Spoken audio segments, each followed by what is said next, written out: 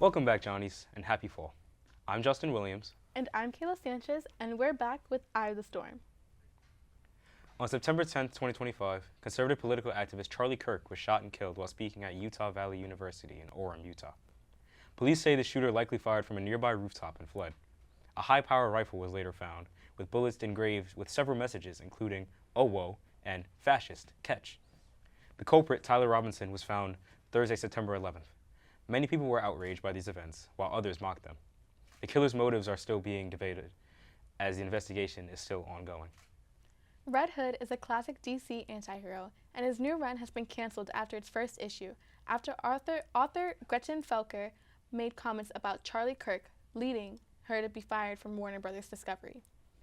Felker Martin was angry with Kirk's comments towards trans rights as a trans woman. After Kirk's death, Felker Martin wrote hurtful comments on social media. After trying to delete them, they were resurfaced, causing her dismissal. In more DC news, after Superman went above and beyond at the box office, James Gunn revealed the name of the sequel, Man of Tomorrow.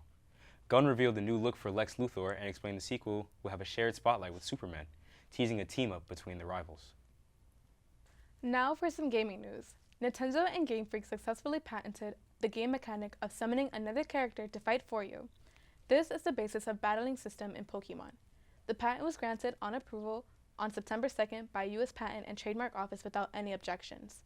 The patent was a direct response to the game Palworld and the gaming studio behind it, Pocket Pair. How this patent will affect the gaming industry is yet to be seen. Hollow Knight fans are delighted to have the sequel, Silk Song, released after a 6-year-long wait. The game was first announced by Team Cherry on February 14th back in 2019. During the wait for the game to release, there were little news or gameplay footage being shown. This led fans to wonder if the game was still in production. One fan even created a YouTube channel documenting if there were any updates for 1,693 days straight. Fans are glad to play the game, and some are even calling it a masterpiece. On September 25th, WRED-TV went to Career Services Red Talk, which featured Pam Lalima and Carrie McFarlane. Join us as we listen to the advice and stories of these successful television producers. We're here on behalf of WRED-TV for a Red Talk between Pamela Lima and Carrie McFarlane, executive producers of shows like Jersey Shore and Mob Wives. Join us as we speak with these amazing women and our fellow St. John students to see what they thought about this event. Let's go!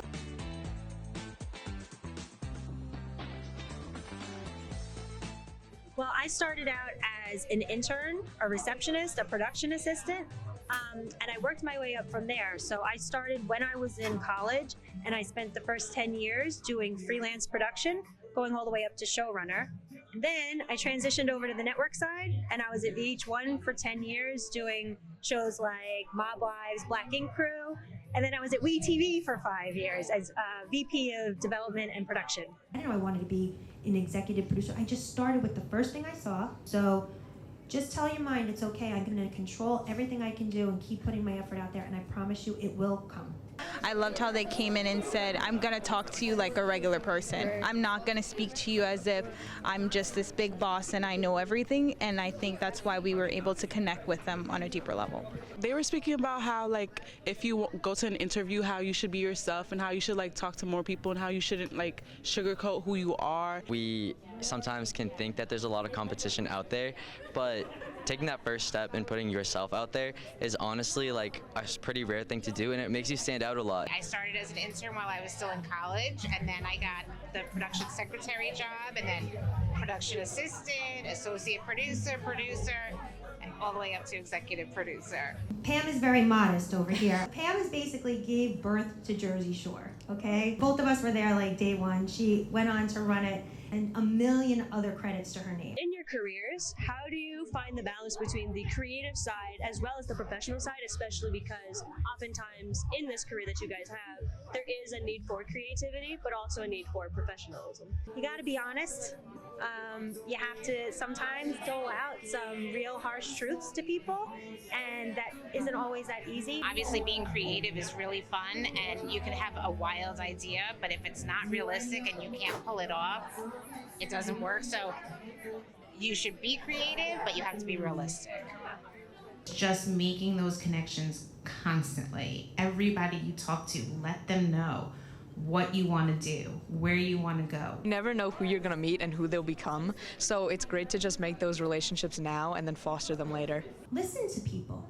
Connect with them. I continue to meet the kids in my class and in my clubs and try to get to know them more, so in the future if they could end up being my boss. I think, you know what, honestly, I get inspired by TV. I love TV. Carrie and I both love TV. Just seeing the talent that goes into making a show. I was going to say, I say to people all the time, there is a way easier way to make money and make a living than working in this industry.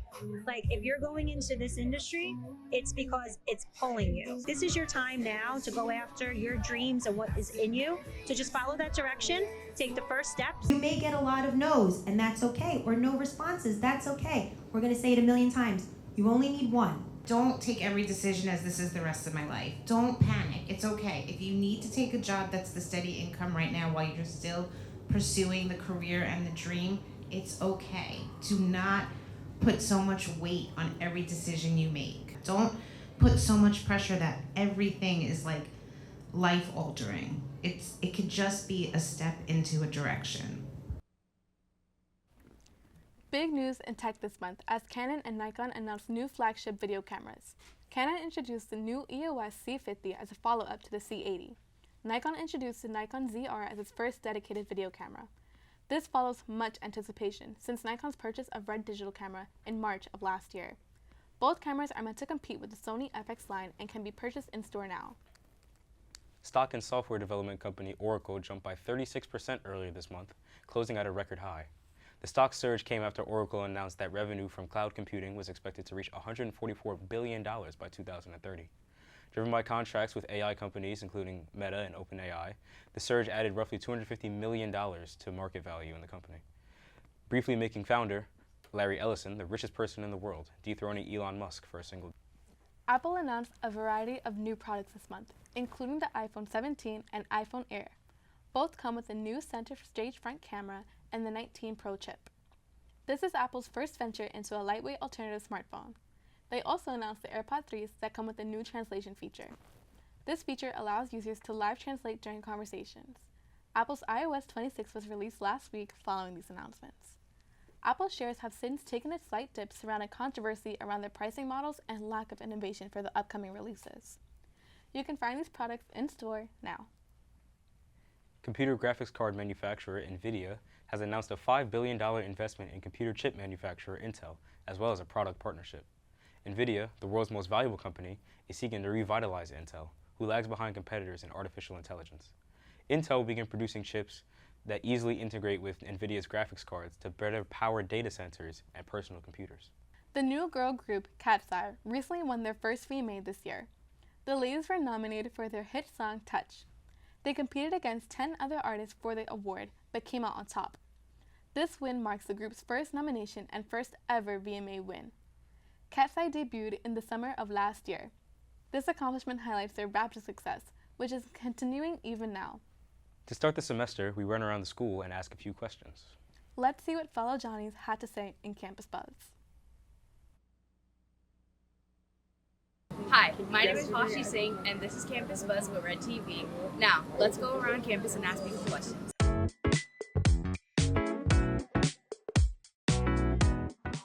here with Tamia. Okay, Tamia, serious question. Rick Pitino, hot or not? Who? Rick Pitino? Who would that do? And after seeing a photo, I think. Hot or not? Come on. He cool? Where's your mom? Where's my mom? At home. Okay.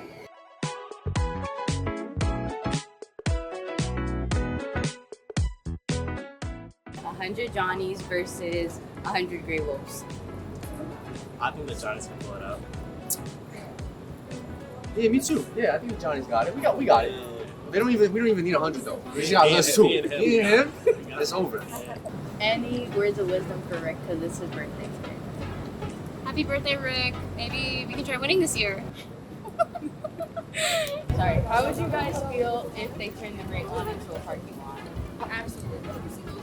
Absolutely not. No, thank you. No. Yeah. We don't want that. You No, don't have we my don't want consent. that. We don't want to do that. We don't want to do that. And that was the Buzz Around Campus. We'll see you next time. Bye. Big news for the Johnnies basketball season. Over the summer, St. John's basketball announced their partnership with Adidas after parting ways with Nike. The transition to Adidas was announced with a social media commercial shot on campus and featured coach Rick Pitino, accompanied by his 2 new transfers, Ian Jackson and Josan Sannon. What else can we look forward to in the future surrounding men's and women's basketball? We have a preseason game against Michigan on October 25th at MSG, and then we can look forward to a home opener against Quinnipiac on November 3rd at Carneseca. Rick Pitino only returns 1 full-time starter this year, big man Zuby Ejiofor, and welcomes 11 transfers including Jackson and Sannon as mentioned. Unlike men's basketball, women's basketball will return with 6 players from last season. They also play their first game on November 3rd at home against Le Moyne. Tickets for both teams can be purchased online at redstormstix.com. The president of St. John's Theater Group, the Chapel Players, joined us for an interview. Before we wrap up the show, let's talk with her and see what they have coming up. Hello, my name is Katherine Reyes. I'm here on behalf of WRED-TV, interviewing Jess Daly on her presidency and upcoming production with Chapel Players. Jess, thank you for coming. Thanks so much for having me. So what is Chapel Players and what does your club do? So Chapel Players is one of the 2 undergraduate performing arts, specifically theater organizations on campus. We do 4 main stage shows. Our musical, which currently is Percy Jackson, the Lightning Thief, the Percy Jackson musical. We have our cabaret for charity for St. John's Bread and Life. We have our straight show, which is a play in the spring, as well as our children's show. That sounds like such a great creative outlet for students. Yeah. What has been your experience so far with this community? It's a really welcoming and open place. A lot of our members are brand new to theater. Since we don't have a theater or acting major on this campus, it's a lot of people who just want to be there for fun. So you have technical roles like stage management and set designing that you can learn from the ground up, as well as performing. Oh, wow, I didn't even know we didn't have a major for theater. Yeah. In your own history with Chapel Players, what has been your favorite production that you have worked on? Oh, I think my favorite production would have been our cabaret for charity last year, called Caba Galaxy, that I wrote and also performed in, and it was just cabaret is always a really fun experience, but it was especially nice to have that student ability to write and perform. And what specifically stood out to you about that production? I think I'm a big dancer, so I really liked all of the choreography. Our choreographers are really amazing, and our director, Amora De Lucella, was absolutely fantastic to work with. With your role as president, has there been any fun or interesting challenges you've overcome? Thankfully, not currently. It's been a lot of smooth sailing from this point. The entire executive board works really well together and communicates really well to overcome any potential challenges before they arrive. That's great. How has the process of Percy Jackson's production been going so far? It's been going really well. All of the performers are absolutely incredible. I'm so flabbergasted by the talent that they have. Our director, Chris Eichner, is absolutely amazing. Our choreographer, Sarah Rondini, is incredible. Everyone is working together, and it's becoming something that I actively didn't think would be possible this early in the stages of the production, but it's truly fantastic. Well, I'm excited to watch. Yeah. Well, thank you so much, Jess, for your time. Best of luck with your show. And don't forget to get your tickets to come support our Chapel Players from October 17th through the 25th.